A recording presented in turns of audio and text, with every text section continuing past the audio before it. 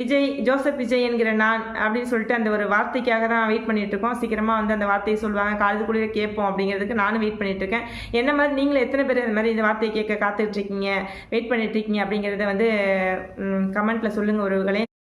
தமிழ் சொந்தங்கள் அனைவருக்கும் வணக்கம். இப்போ பார்த்தீங்கன்னா நம்ம நினைக்கலாம், ஒரு ஓட்டு வந்து என்னத்தை சாதிச்சிட போகுது, ஒரு ஓட்டு நம்ம ஒரு ஓட்டு போடாதனால என்ன வந்து நடந்துட போகுது பெருசா அப்படின்னு நம்ம நினைக்கலாம். அந்த மாதிரி ஒரு ஓட்டு வித்தியாசத்தில் வந்து பார்த்தீங்கன்னா நம்ம தவைக்கா வேட்பாளர் ஜெயிச்சிருக்காரு. அவர் பேர் என்னன்னு எனக்கு சரியாக தெரியல, வந்து நியூஸில் தான் பார்த்தேன். வந்து பார்த்தீங்கன்னா திமுக வேட்பாளரோட ஒரு ஓட்டு வித்தியாசத்தில் அவர் ஜெயிச்சிருக்காரு. நம்ம நினச்சிட்டு இருக்கோம் இல்லையா, இந்த ஒரு ஓட்டு நம்ம ஒரு ஓட்டு போடாதனால என்ன பெருசாக நிகழ்ந்துட போகுது, என்ன ஒரு பெருசாக சாதனை வந்துட போகுது அப்படின்னு நம்ம நினைப்போம். அந்த ஒரு ஓட்டில் அவர் ஜெயிச்சிருக்காரு. இதே மாதிரி தான் நம்ம வந்து நம்ம கடமையை வந்து செம்மையாக செஞ்சோம்னா வந்து பார்த்திங்கன்னா அது வந்து யாராவது ஒருத்தவங்களுக்கு வந்து ஒரு நன்மையில் போய் முடிஞ்சிடும் இல்லையா. என்ன ஒரு வருத்தம்னு பார்த்தீங்கன்னா 108 இடத்துல நம்ம தவிக தலைவர் விஜய் அவர்கள் வந்திருக்காங்க. இன்னும் ஒரு 10 இடத்துல வந்திருந்தாங்கன்னா வந்து பார்த்தீங்கன்னா இப்போ இந்த இழுபறிலாம் வந்திருக்காது. இப்போ போய் யார்ட்டையும் போய் கூட்டணிக்கு வாங்க அப்படின்னு சொல்லி கேட்குற ஒரு சூழ்நிலை வந்திருக்காது. இருந்தாலுமே பரவாயில்ல, இதே வந்து பெரிய ஒரு கின்னஸ் ரெக்கார்டுன்னே சொல்லலாம். வந்து பார்த்தீங்கன்னா யாருமே எதிர்பார்க்காத ஒரு பெரிய ஒரு இடத்த பெரும்பான்மையான வாக்கு வித்தியாசத்தில் ஓட்டு வாங்கி வந்து சிஎம்மாக வந்து கால் பதிக்க போகிறாரு அப்படிங்கிறதுல வந்து நான் ரொம்ப வந்து சந்தோஷப்படுறேன் உறவுகளை. என்ன மாதிரி நீங்களும் சந்தோஷம் தான் படுவீங்க. பார்த்தீங்கன்னா இப்போ இன்றைக்கி நியூஸ் வந்து பார்த்தீங்கன்னா நம்ம மு.க. ஸ்டாலின் ஐயா அவர்கள் வந்து கொளத்தூர் தொகுதியிலேயே வந்து பார்த்தீங்கன்னா ஓட்டு தனக்கு வாக்களித்த மக்களுக்கு வந்து நன்றி சொல்கிற விதமாக வந்து நன்றி சொல்லிக்கிட்டே வந்தாங்க. பரவாயில்ல, தோல்வியுற்றாலும் அந்த நன்றி சொல்லணும் அப்படின்ற ஒரு எண்ணம் வந்துச்சு பார்த்தீங்களா. அந்த நன்றி உணர்ச்சி நினச்சி நான் ரொம்ப சந்தோஷப்படுறேன். அப்புறம் நம்ம சேகர் பாபா ஐயா அவர்களும் பார்த்தீங்கன்னா அழுதமேனியாவே வந்திருப்பார் வண்டியில்.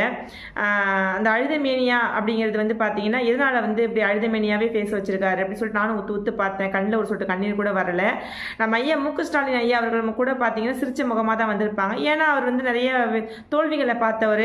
வந்து 75 ஆண்டு காலமாக வந்து பார்த்தீங்கன்னா அரசியல் களத்தில் வந்து நிறைய வந்து நன்மை தீமைகளை பார்த்தவர். அவர் வந்து சொல்ல வேணாம், அவருக்கு வந்து சொல்லணும்னு அவசியம் இல்லை. ஐயா தான் பாவம், என்ன பண்ணுறது, இப்போ புதுசாக வந்து வந்ததுனால வந்து அவருக்கு ஒன்றும் இந்த தோல்வியை வந்து ஏற்றுக்க முடியல அப்படிங்கிறது தான் எனக்கு தோணுது.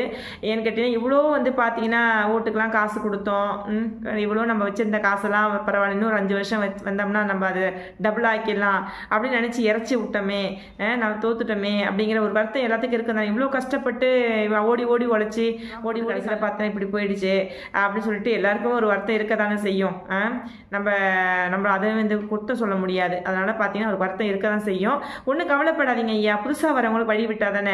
இப்போ நீங்கள் 5 ஆண்டு காலமாக ஆட்சி நடத்துனீங்க, உங்களாலேயும் வந்து நீங்களும் வந்து பார்த்தீங்கன்னா உங்கள் கண்ட்ரோல் மீறியே பார்த்தீங்கன்னா அந்த போதை கலாச்சாரத்தையும் வந்து கண்ட்ரோல் பண்ண முடியல, பாலியல் பலாத்காரத்தையும் கண்ட்ரோல் பண்ண முடியல.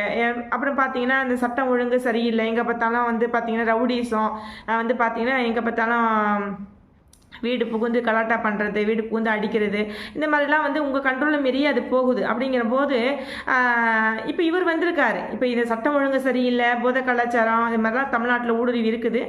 இந்த 5 வருஷத்தில் நம்ம பண்ணாத, நம்மளால் கட்டுப்படுத்த முடியாத ஒரு விஷயத்த புதுசாக வரவர் வந்து கட்டுப்படுத்துகிறேன், நான் வந்து பெண்களுக்கு உரிய பாதுகாப்பு கொடுக்குறேன் அப்படின்னு சொல்லிட்டு உள்ளே வரும்போது பார்த்தீங்கன்னா நீங்கள் வழிவிட்டு விலகணும். அதுதான் வந்து பெரியவங்களுக்கு வந்து அழகு இல்லையா.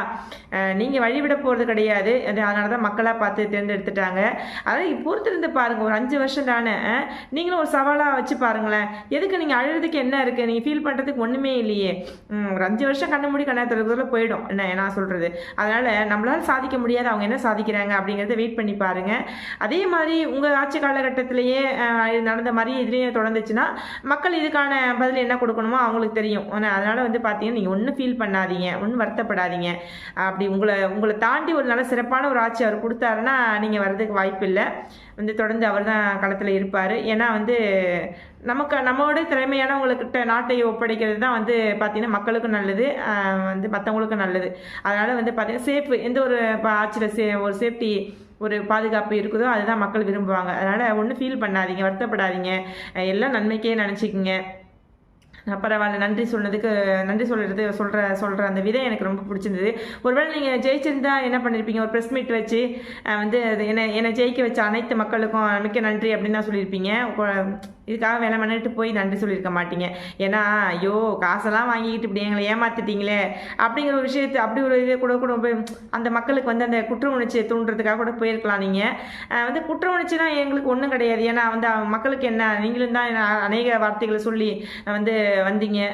அநேக வந்து வீட்டு ஒரு பட்டதாரி இளைஞர்களுக்கு வேலை. நீங்கள் நிறைய பேர் வந்து பார்த்தீங்கன்னா படிச்சுட்டு நஞ்ச புஞ்செல்லாம் விற்றுட்டு ஆடு மாடுகள்லாம் விற்றுட்டு விவசாய நிலத்தெல்லாம் விற்றுட்டு படித்தாங்க. படிப்பெல்லாம் பார்த்தீங்கன்னா கல்வியெல்லாம் பார்த்தீங்கன்னா இன்றைக்கி வந்து ஒரு வியாபாரமாக போயிடுச்சு. பரவாயில்ல. சரி நம்ம ஒரு பிள்ளை வேலைக்கு ஒரு வீட்டுக்கு ஒரு வேலை வீட்டுக்கு ஒரு பட்டதாரி இளைஞருக்கு வேலை. எத்தனையோ பேர் பட்டம் வாங்கிட்டு வீட்டில் வேலை இல்லாமல் கஷ்டப்படுறாங்க. மாடு மேய்க்கிறவங்களாம் நம்ம இந்த காலகட்டத்தில் பார்த்துட்ருக்குறோம். அதை நான் தப்புன்னு சொல்லலை. இதெல்லாம் படித்த படிப்புக்கு ஒரு வேலை இல்லையே அப்படின்ற ஒரு குற்ற உணர்ச்சி அவங்க மனசில் வந்து இருக்கும் இல்லையா? அதுக்காகயாச்சும் நீங்கள் வீட்டுக்கு ஒரு வேலை வந்து ஒரு 5 வருஷத்தில் ஒரு 50 பேருக்கு போட்டிருந்தா கூட வந்து பார்த்தீங்கன்னா 25 2500 பேர் உங்களால் பயன்பெற்றவங்க இருந்திருப்பாங்க. அவங்க குடும்பங்கள் வாழ்ந்திருக்கும். அதெல்லாம் நீங்கள் பண்ணலை. ஏன்னா எப்பயுமே வந்து யாரும் வந்து பண்ணுறேன்னு நீங்கள் எதுவும் பண்ண மாட்டீங்க. இனிமேல் வார்த்தைகள் இல்லாமல் செயல்களில் உங்களுடைய வாக்குகள் இருந்துச்சுன்னா, உங்களுடைய செயல்படுத்துதல் இருந்துச்சுன்னா வந்து மக்கள் வந்து உங்களை வந்து எப்பயுமே வந்து தூரமாக வைக்க மாட்டாங்க. வந்து பக்கத்தில் தான் வச்சுருப்பாங்க. பரவாயில்ல. உங்களுக்கு ஒன்றும் கவலைப்படாதீங்க. இதே மாதிரி நம்முடைய தளபதி சிஎம் தளபதி விஜய் அவர்கள் வந்து பார்த்தீங்கன்னா அவருடைய ஆட்சியிலையும் எதாவது நிறைகுறைகள் இருந்துச்சுன்னா அதையும் நாங்கள் வந்து தவறாமல் கலையை நாங்கள் தவற மாட்டோம். நான் தவற மாட்டேன். என்னுடைய வீடியோஸில் அது வரும். நான் பேச தவற மாட்டேன். தப்பு யார் பண்ணாலும் சுட்டி காட்டுற ஒரு கடமை நமக்கு இருக்குது. அதனால் கருத்து சுதந்திரன்ற பேரில் நம்மளுடைய கருத்து என்னவோ அதை நான் வந்து வெளிப்படையாக நான் வந்து என்னுடைய வீடியோவில் பயப்படாமல் யாருக்கும் வேண்டாம் நான் வந்து தெரிவிச்சுட்டே இருப்பேன். நிறைய பேர் பார்த்தீங்கன்னா நம்ம வீடியோவை சப்ஸ்கிரைப் பண்ணாமல் பார்த்துட்ருக்கீங்க. சப்ஸ்கிரைப் பண்ணுங்கள். ஒருவேளை சப்ஸ்கிரைப் பண்ணால் தான் நான் போகிற அடுத்தடுத்த வீடியோ நோட்டிஃபிகேஷன் வரும். எனக்கு தொடர்ந்து உங்கள் சப்போர்ட்டிவை கொடுங்க. என்னுடைய வீடியோ உங்களுக்கு பிடிச்சிருந்து என்னுடைய வார்த்தைகள் வந்து உங்களுக்கு பிடிச்சிருந்ததுன்னா கண்டிப்பாக எனக்கு சப்போர்ட் பண்ணுங்கள். கமெண்ட்டில் வந்து சொல்லுங்கள். அடுத்தடுத்து நான் போகிற வீடியோஸ்க்கு லைக் பண்ணி கமெண்ட் பண்ணி ஷேர் பண்ணுங்கள். நன்றி, வணக்கம்.